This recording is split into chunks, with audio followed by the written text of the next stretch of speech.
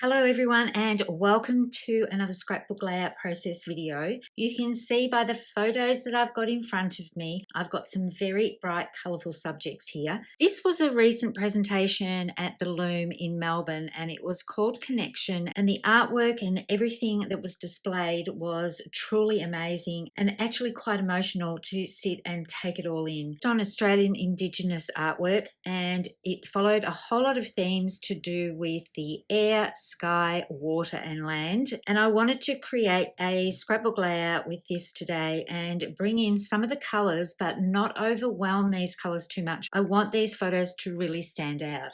Now, generally when I scrapbook on white bases, and I was thinking that I might bring in black bases for these, and you can see I'm working on an 8.5 by 11 project, and I really like how striking this looks. So this is something that I'm thinking of doing. And then for the pattern paper, I was debating not bringing in any pattern paper at all. But then I looked at this yellow polka dot and I thought it would work quite well if I used that with some black. And I'm thinking that might lift it a bit if I go with all of these colours here. So maybe I'll stick with my white bases and I'll bring in this pattern paper. Now, this is from the bulk kit and it's from a brand new pack that's launching on 1st of March and it's called Honey Bunny. I'll bring in the rest of the papers so that you can have a look at them. I have a workshop coming very soon that's going to air later this week where I've used the paper packet and the sticker sheet, but I just wanted to give you a little flip through of these gorgeous pattern papers. And you'll be able to see the difference between getting a sheet of paper from the card making workshop kit and the one from the regular paper packet is the reverse side is different in the paper packet. The card making one has the butterflies and the polka dot on the other side. And this is also for Close to My Heart makers. This is the bulk pack. So we can order packets of this with just this pattern way. But I wanted to show you these gorgeous springtime themed papers. And I do love the rabbits on this, but I really love the floral on this as well. And I know this is going to be one of my favorite florals of all time, I think.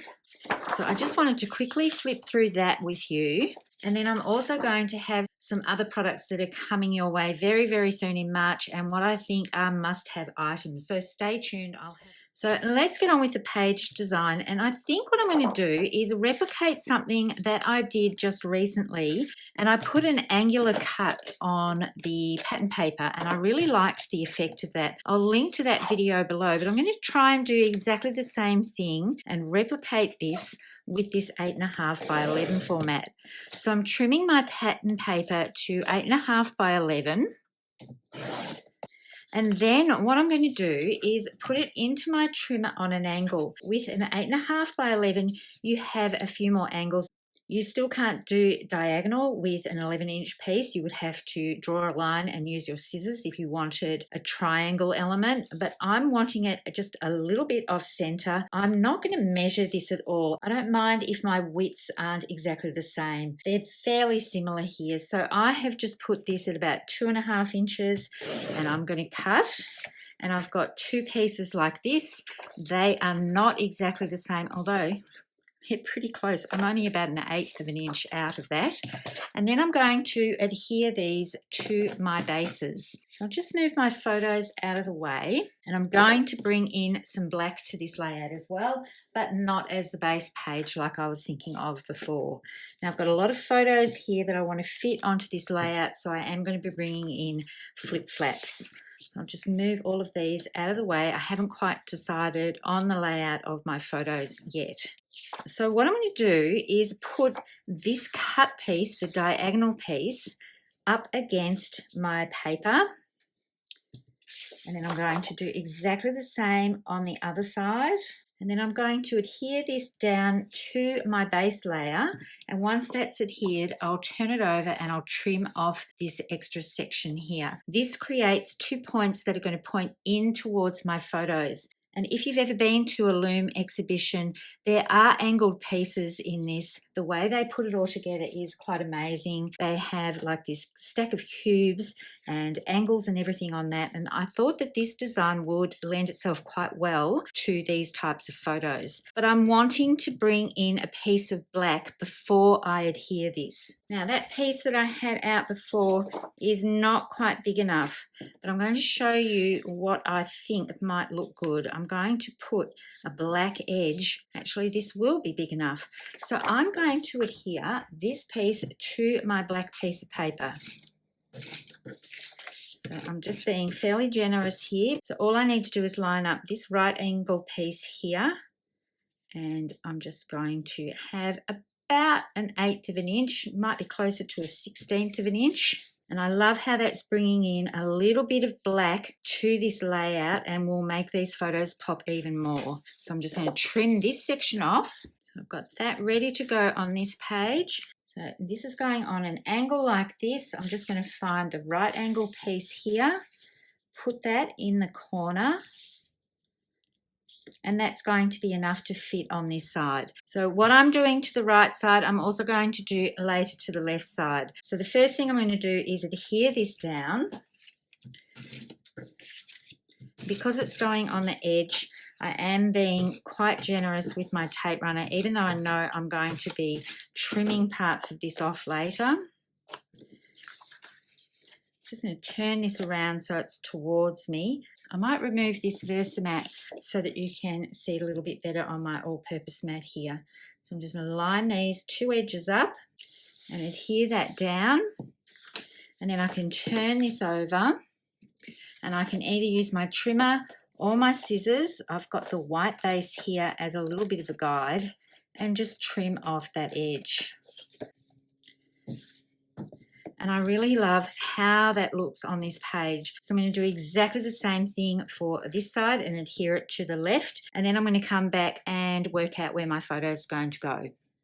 So I've got some of my photos out, and I was trying to align my photos so that the top lines and the bottom lines match, but that sort of takes away from this design that I've got going on here. So I think what I'm going to do is have some of them up like this and some down. This one I'm going to tuck under. This was an interactive area that we walked into, and it had sensors, and you could move the dots and everything and the images around and create wonderful shapes. But I'm thinking this might work well. And then I can have a journaling spot here. I do have other photos. I've got photos of my daughter I'm going to put in a flip flap, and these ones here I think I'm going to add as a flip flap as well. So I'm just taking a photo of this. It might change as I work through the process of putting the layout together, but I do want to do some stamping on this layout.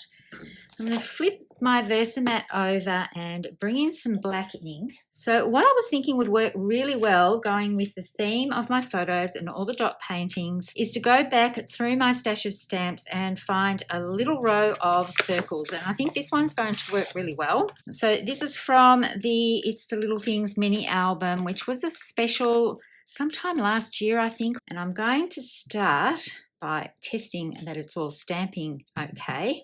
I'm going to put this down for when I get to the end, and I'm hoping I don't get my head in the way here. So I'm inking it up, and I'm going to start just a little bit above where this section is. Now I've brought this down close to myself so that I can see where I'm going. So hopefully I can continue this stamping all the way down without getting my head in the way. The best thing to do is just take your time. Make sure that the ink soaks onto the paper before you remove it. And I'm not pushing down very hard because these are fairly fine images. So you can see that's going to create a great circle border to this. And then I'm going to go back this way. And this is why I went up above that point here, so that then I can line this up and it looks like it's just continued on from that area.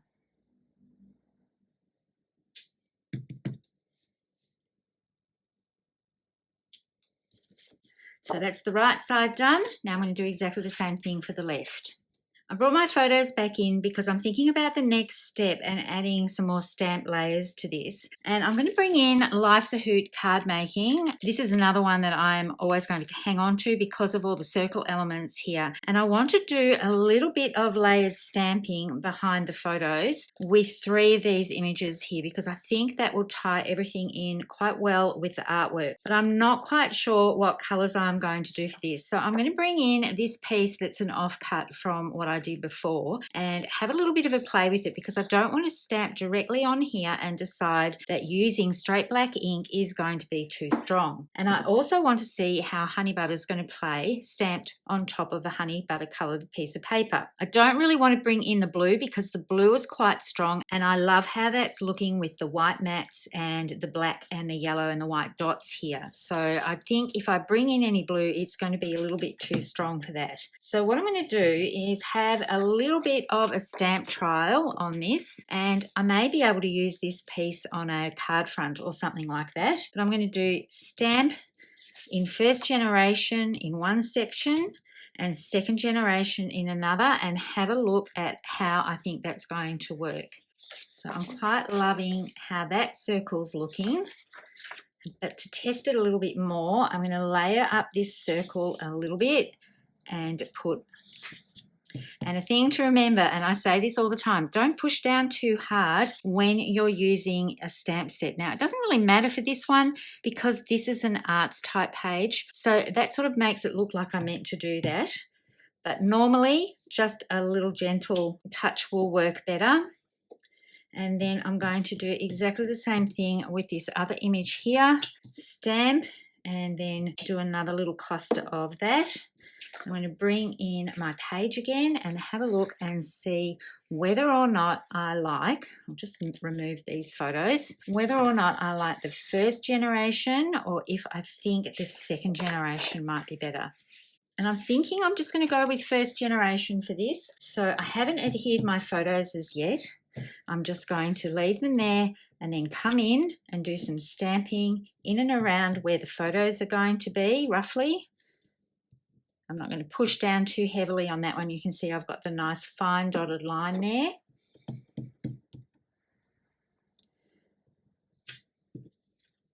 I think that's teaming in quite well. So I'm going to do some off in this area as well, but I'm going to have them coming out from this edge.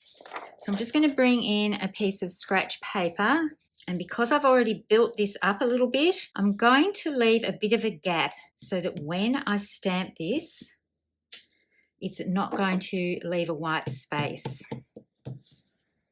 So this one I'm going to go over the top of 2, and that's coming out from there quite nicely. And then this one I'm going to put here.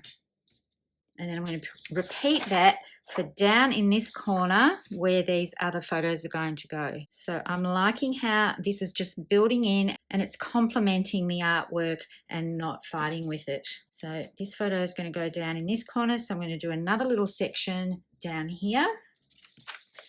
And then, of course, I need to repeat this for the other side for continuity. So I know I said I was going to look at how honey butter worked with this colour, and I quite like how it does add another little layer to this. So I'm just going to try it with all of the stamps and see if I like layering this up just a little bit more, just to give it a little bit more dimension. And I know it might be hard to pick up on camera, so I'm just going to hold it up here. But you can see that's adding some lovely little layers in the background. So I'm going to go ahead, I'll just remove my photos and I'm going to add some more of these circle elements in and around. I'm not worrying about where my photos are too much. I've got this one image here, so I'm going to put that one off to the edge here, and it's just adding a little bit more depth. And I think by doing this, it's helping ground the black a little bit more with having the honey butter stamping over top here. And then I'm just going to bring in these photos for the left page, just so you can see how this is looking. It's just giving another place for everything to land here. This one goes down there. And this isn't overwhelming the page too much. The photos are still the main focal point of the layout.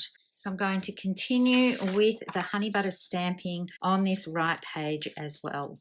I've adhered these two 4x4 photos down, and now I'm going to do my 3x4s. When I'm putting photos into flip flaps, I do adhere them back to back so that they don't move around at all. And all I need to do is just slide this in, and I'm going to position this first, and then I'm going to adhere this photo after I've got my flip flap in place, because it's easier for me to line this up while it's in the flip flap. I can see the outline of this photo here. So I'm just going to remove this part from here. So you just need to peel that bit off. And I do cut my memory protectors to do this because I do like my flip flaps adhered direct to the page. So I'm just going to line this up so that it's going to fit across here. And then I can adhere this down onto the page. So you can see I can burnish this in. You still see a little bit of the adhesive line, but now I'm going to adhere this photo on top. And I should be able to get that lined up quite nicely so that you can't see it underneath the flip flap there. So I haven't pushed too hard. That's nice and lined up there. It's like a little surprise. When you open this up, you get to see more photos or more journaling. And then I will cut a slit in my page protector so that I can feed the flip flap through, and that will be on top of the page protector. Unlike what I did in one of my videos, I will be taking the photos out of that so it's easier to feed that through. What I want to do now is adhere these photos down, and then I'm going to think about my title. I'm going to stamp a title on here, and I also need to put another flip flap here because I do have more photos that I'm going to attach underneath that. So I'm going to need to put two flip flaps on this. I might do it so that it opens out like this, and then I'll have a spot to put my journaling. I went ahead and I stamped "This is the Best Life" and put that over here, and I tried it with the polka dot and I also tried it with the white, but I ended up settling on a different title that is in this stamp set here, so Love This, and I've added some black die cut arrows. The yellow ones here are from the orange and yellow dots, and I tried using the actual honey butter ones, but they just blended in a bit too much with the pattern paper, so I used these ones here. I think they're Sundance, the colour of those, but they stood out enough on these stamped areas, and you can see I've got some of these bursts. This one's actually come off, so I need to adhere that down. Now these bursts were from quite some time ago and I absolutely love them, and I sort of wish that they would bring these back. They're a great embellishment for masculine pages, outdoor pages, and I thought they lent themselves really well to these photos as well. So I have a dwindling supply of those, but I thought they were perfect for this layout. So you can see with the dots, I have adhered those to areas where the lines are from the stamping, and I've put the arrows to point in towards certain elements, and my flip flaps are all down, and I wanted to show you on camera how much easier it is to put them into a memory protector when you don't have any photos in them. I will put a link to a video below where I show you how I cut the slits in these, but you can see by not having any photos in here, it's so much easier to feed them through. And for some reason in that video, I was trying to feed my flip flap through with my photos in there, and it was nearly mission impossible. But I do show how I cut the memory protectors so that the flip flap will be on top of the memory protector and easy to flip out. I prefer doing mine this way. Other people just attach it straight to the top of the memory protector, and that's fine. I like having it so that the flip flap is secured underneath the actual photo, and for me that's just a little bit more secure, and then the adhesive section is hidden as well. So that one is coming out that way. This one I'm just feeding this back through. Very easy to pull through the memory protector, and then I can put my photos in. Now I wanted to point out the journal box. I actually did some stamping with these circle elements, but I just used honey butter because I knew I was going to do my journaling in black pen. And now I can put these photos in. Very easy to slide them in. So I've got my flip flaps in here. This will fold out like this, and this one on this side to show more of the story and more of the photos. And I love how this has come together with what was essentially a 12 by 12 idea with this angled piece of paper. Before I go, I did want to show you how I was keeping this flip flap closed. You might have noticed when I was talking about how to feed the photos through when you've adhered your flip flaps onto your base layer and cut the slit that it was popping open a little bit. Now you can use magnets and put them in between the photos, but I don't have any that are thin enough to make this work. So what I've done is just use some twine, and when you unpull this, you'll then be able to read the journaling and see the other photos. I do love how this opens this way like that, rather than having them all opening in the same direction. And then just to tie it back up again, all I did was wrap this around twice. So I've got a long enough piece of twine here to go around twice like this. I just loosened this off a bit, fed my flip flap through and brought it back to the center here. And then when it comes to tying the bow, I have just gone underneath one side like that to have my tail coming out that way. And then I've gone underneath here to have my tail coming out that way. And while that's not a knot, that's nice and sturdy then, so that it's not going to come undone in a hurry with just a bow there. And then it's just a case of tying a little bow to hold everything in place, manipulating the little string there just so that the bow is all nice and even. And this holds it nice and flat in your album, and people know that this is an interactive element that they can undo and have a look at the surprise that's held underneath. So that just finishes everything off for this layout.